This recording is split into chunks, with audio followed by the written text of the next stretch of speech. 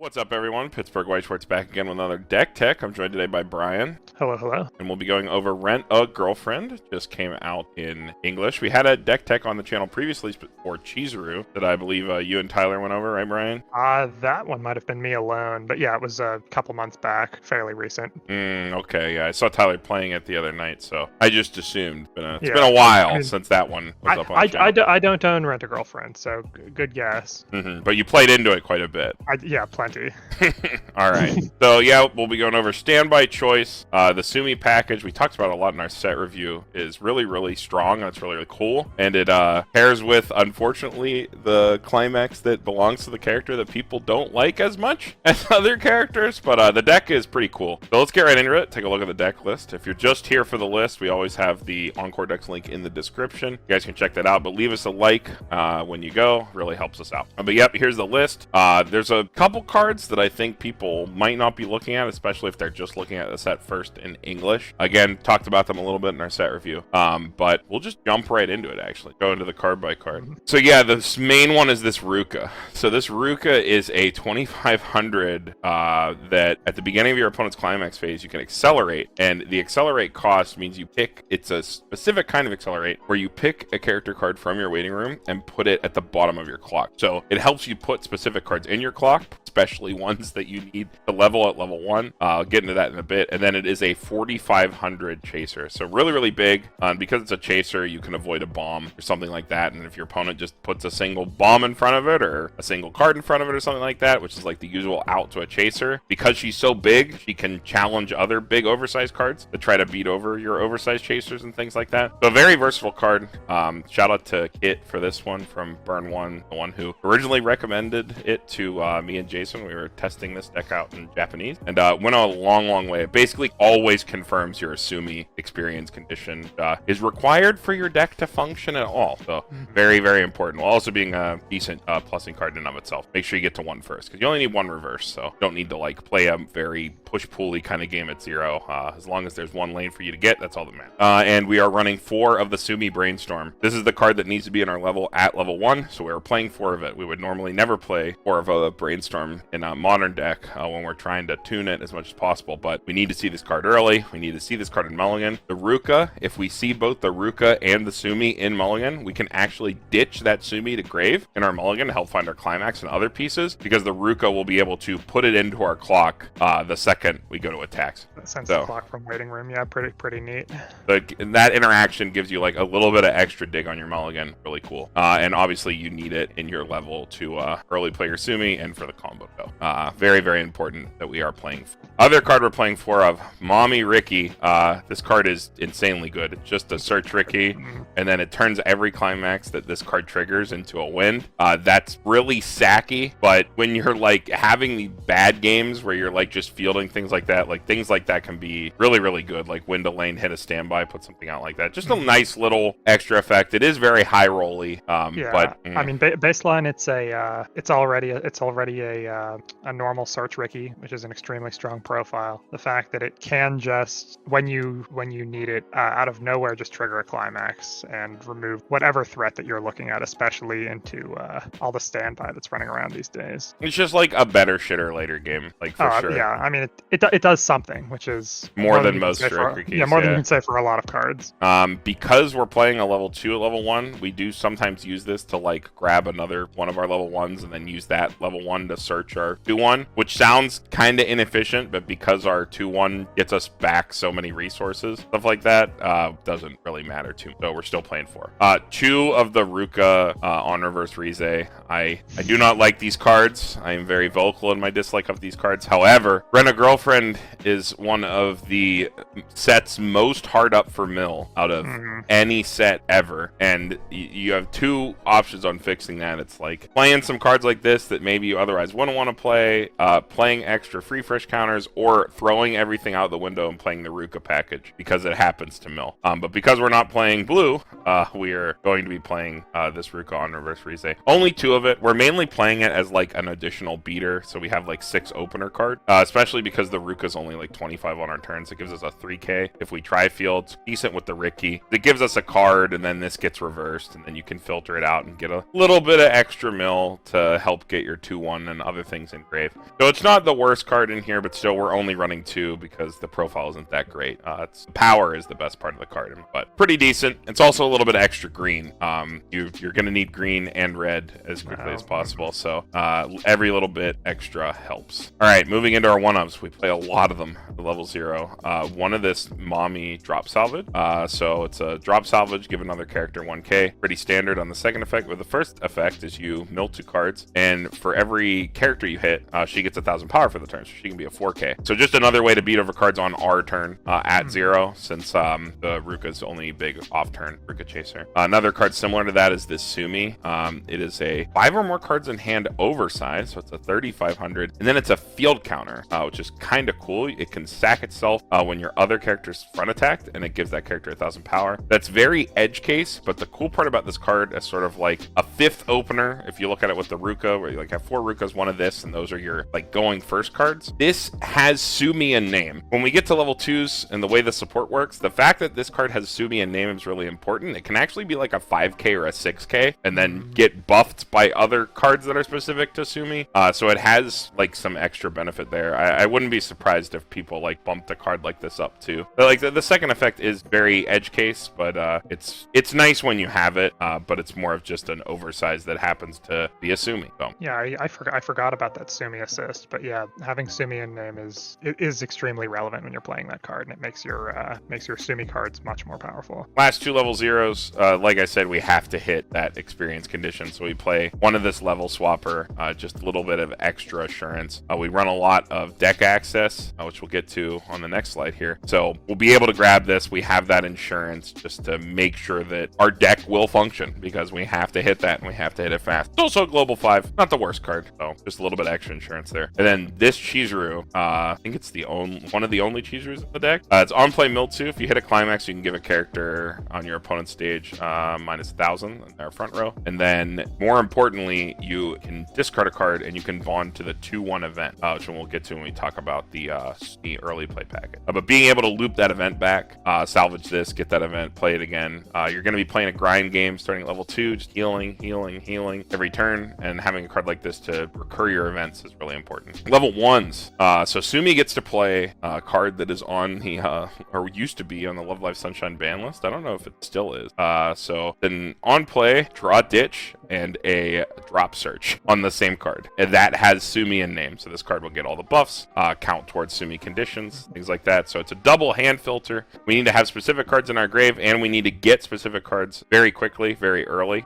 So we want to have extra copies of this. Only 3, because we're also running this other Sumi deck search card. These fulfill similar roles, as they can rip specific Sumi cards or specific cards that we need out of our deck. But the Sumi on the left here is for like main phase, and then the other Sumi on the right here is sort of like kind of that kind of auxiliary, like level 1 kind of card that can get pluses even without climaxes. But this is a Yuko profile. People who only play English might not be familiar, but it is on play as long as you have another character. It gets 2,000 power, so it's 6,500. Again, it's a Sumi, so it receives all those buffs from your back row support. And then when you get a reverse on the turn that you play it, you can pay 1 and rest one of your other standing Sumis. So you have to rest a Sumi in your back row. Both of your Sumis that you will have in the back row are like your Brainstorm and your 2-1. Those are Sumi names, so you'll be fine there. And then you can search your deck for either a character with Sumi in name or the 2-1 event. So it helps us get our 2-1 events or our additional healers for our late game, rip pieces out of our deck, and you don't even need a climax to do it. So very cool card. Really ups the consistency of the. And then last level 1, quote unquote, is our climax combo. If you have the Brainstorm in your level, it gets -1 level in your hand, so you can play it at level 1. And then whenever this card gets a reverse, you can pay 1 and sack the climax. So you put it in grave. You can go all the way down to the end of your deck with this and still refresh with all your climaxes. Really cool. You look it up to 4 cards, grab up to 4 characters or 2-1 maiden events, put them in your hand, and then the rest, if you decide to not take any of your climaxes, go to the waiting room, and then you can choose any one of your characters and give it 3k. So obviously you don't want to choose this because it was an on reverse combo, but it can make one of your other lanes massive. So even if you happen to hit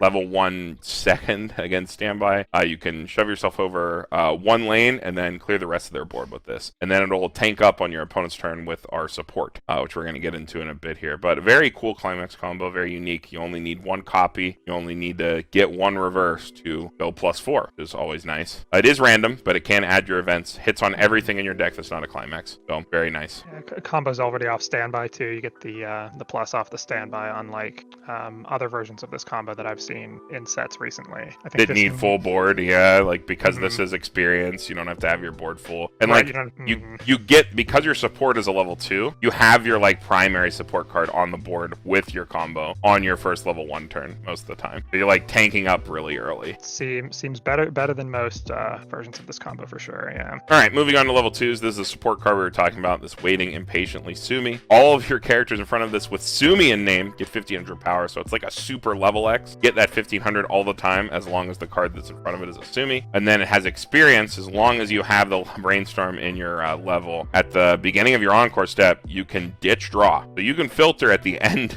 of your turn if you want to. Or maybe for your climaxes, you know your deck more than likely clean, or you're willing to take that gamble. You can take that filter at the end of your turn every turn after your level 1. Really cool. And it also has act, pump a character 500. Kind of useful for edging out lanes, but we want to have a Sumi standing for our Yuko at level 1. So we don't always use that effect, but it can be useful just for edging out over certain thresholds with backups, where you're just trying to make sure you hit over stuff. And then most importantly for Onokari is the Chizuru free fresh counter. We always want to have a copy of this in our hand. It's really important. We don't have ways to get out of bad deck states. If we double trigger and we know there's a lot of damage incoming, we're a defensive deck. We don't want to elongate the game as much as possible. And a card like this, it's basically necessary. You need to have this as your panic button ready to go all the time. If you happen to draw these from level 1 and onward, you got to keep them in your hand. Because hold them. Yeah, you need to have that panic button to just sort of jettison you out of those bad deck states. So definitely a priority. I've even seen lists run up to 3, and I don't blame them. For sure, yeah, because like you said, the only deck speed in this deck is the on death or on reverse Rize at level 0, and you're playing 2 copies of that. Yeah, that and the Sumi combo. So like you're gonna tap down Brainstorm more often than not. Yeah. So aside from just spamming Brainstorm and little draw ditches like along the way, yeah, I guess they add up. But I mean, you don't have a way to fly through your deck on the spot if you, not at all. If you need it, and that's what this card is for. Yeah. The choice goes a long way to making a card like this better, which is the main reason that we're playing Mami. Not because the finisher is great, not because we like that character or anything, but you know, the choice, being able to grab this card, being able to give you stock for this card when you trigger is very, very important, because our Sumis are very efficient, but we can't pay all our stock and get them back on the board. We have to have at least one to play a Sumi. So very important that we have multiple copies of this and we hold on to them. All right, moving on. Sumi package itself. So ignore the climax combo. We don't play the climax combo. Not the reason why this card is super good. So if we have the brainstorm in our level, yet again, this card gets 3k power. So it's an 11/5 base, and it's a healer when it comes down. But how does this card get to the board early? Well, it's from this Embarrassed Maiden event. So if you don't have a Sumi on the board, you can't play it. But you will. Your back res Sumis, all your cards are Sumis. So you choose a copy of this in your hand, put it at any position of your stage, and then that Sumi gets the following 2 abilities for the turn. During the battle, your opponent can't play any backups. They can still play events, but they can't play backups. And the Sumi is hexproof. You can't get anti-changed. Anything that has to target it, things like Berkuli or stuff like that, any sort of weird effects that target your cards, Nexol, you're completely immune. You can't get anti-changed, and your opponent can't play backups anyway. So your card will stick on that turn. And with the 11/5 power and the support, they're going to be 13Ks. So for 1 stock, and this is the same sort of like card economy as a hand of stock, you're going to play the 2/1 event for 1, and then the card's going to come out of your hand. So for 2 cards in 1 stock, you got an early play and a heal, but this one is hexproof for a turn cycle and anti-backup for a turn cycle. But most importantly, unlike cards like Shirogane where you can't play backups, you can still play backups to defend your cards. So if your opponent tries to like just throw themselves over, you can still protect your cards and you can still free fresh, which is really, really important. Like we saw. Yep, that's the package. We're going to play this every single turn. We're going to play multiple of this a lot of the time. Even with only 3 events, we're going to bond it back and just do it over and over again. Yeah, and I mean, compared to normal early play heals, like a mesmerizing profile, this card is always big. This card is continuously 11-5, even before the power from the Sumi back row that you definitely have in play by this point. Yeah, normally going to be 13k. With a couple other things going on, you can get it even bigger. But normally 13, tap the thing in the back row, 13-5, and then your opponent can't back up. So it'll be, your opponent has to sit pretty big to be able to stop this. All right, moving on. Mami, finisher. It is a healer. That's good. It's off choice. We like that. And then it also has this very interesting ability where on attack, you can discard a card for her to twin drive. So she stock charges 1. And then at the end of her attack, you can pay 2, check your opponent's up to top 3, choose any amount of them that you want, remove them, and put the rest back. So it's like a super mocha that confirms your next card's damage. Kind of weird, but because of her ditch a card to twin drive effect, she can still do it if she's the first attack. So you're never limited in your ordering, even if you have to tap all the way out. And you will run very lean because you're spamming heals. You're like playing Sumis. You use your resources a lot in Konokari. You're not going to sit on like mountains of stock and things like that. You're going to use it to search your pieces, play your pieces, get your heals. You're going to be playing a lot more on the board than sort of like for a very explosive finisher. So a card like this, which is very reserved, very stable, but not very explosive, sort of fits right into our strategy. And again, the choice trigger is invaluable. It plays way too well into exactly what this deck is trying to do, which is just grind out the game and go for a sort of lethal, like when it needs to, with a very, very like minimal push. Because you can do one of these, have a Sumi out, and still have a reasonable follow-up turn or free fresh or something like that, if your game's going reasonably okay. So very high floor, low ceiling kind of card, but it's mainly here for the trigger. Yeah, definitely important that the finisher heals in your grindy game plan, and the choice trigger also allows you to add more healers and the free fresh counter when you need it back to your hand. Yeah, for sure. All right, last 2 cards. Because we are in yellow, we get to run this. This is one of Konokari's only cantrips. These are 2 of Konokari's own cantrips, actually. So this Mami's another early play. She is a top check up to X. The early play part isn't really relevant. We mostly use this to dig into our choice when we need it for endgame, and that's the only thing it's here for. So just a little consistency card. A lot of the time, if the game is going in such a way where we're just grinding out the game, we don't really care if we have our combo or not. We're just going to banish this with to our stock with choice, things like that. So another soul trigger in the deck, since we want to hoard all our 3/2 Sumis to our hand.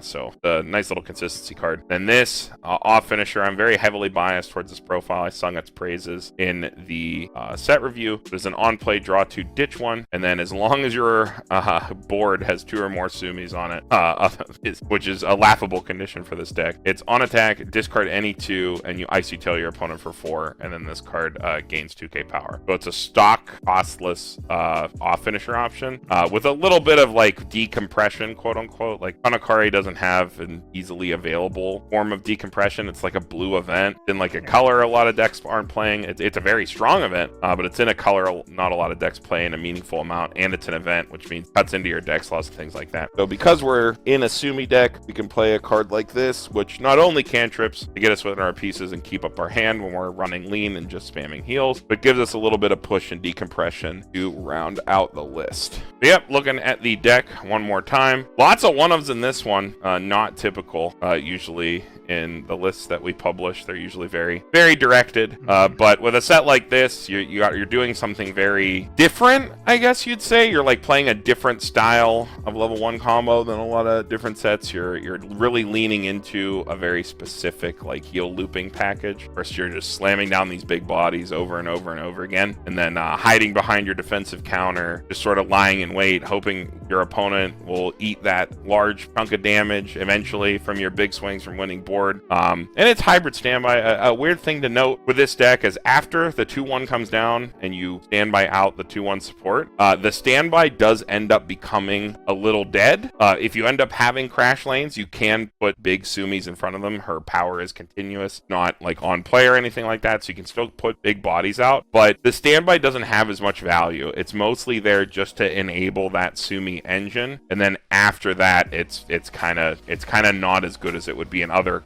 hybrid standby decks like Kaguya. So just something to note there when you're playing it. You're not leaning into your standby trigger as hard. Yeah, I mean it's definitely not bad, but you're definitely not playing around it once you get your board set up for sure. Yep, that's the list. In terms of other closing stuff, I won't go over this stuff every time. We don't need to, but in terms of upcoming content, we're working on rush rundowns. There's a lot of stuff going on. I personally am moving, in the process of moving, so rush rundowns take a lot of time to edit, so we are like putting those together, building them out, like recording them, but I won't be able to start editing them until after I move and am able to like hunker down and sit down and get those out. They take a long time to sort of get together and make sure that they're up to the standard or quality for things that people actually use as tournament references a lot of times, so we want to make sure they're perfect. So we're getting those ready, but they will be on the way. They will come when they come, probably around early to mid-March at the earliest is when we'll start pumping those out. Get you guys ready for Springfest. They announced Springfest. We will be going to a lot of them.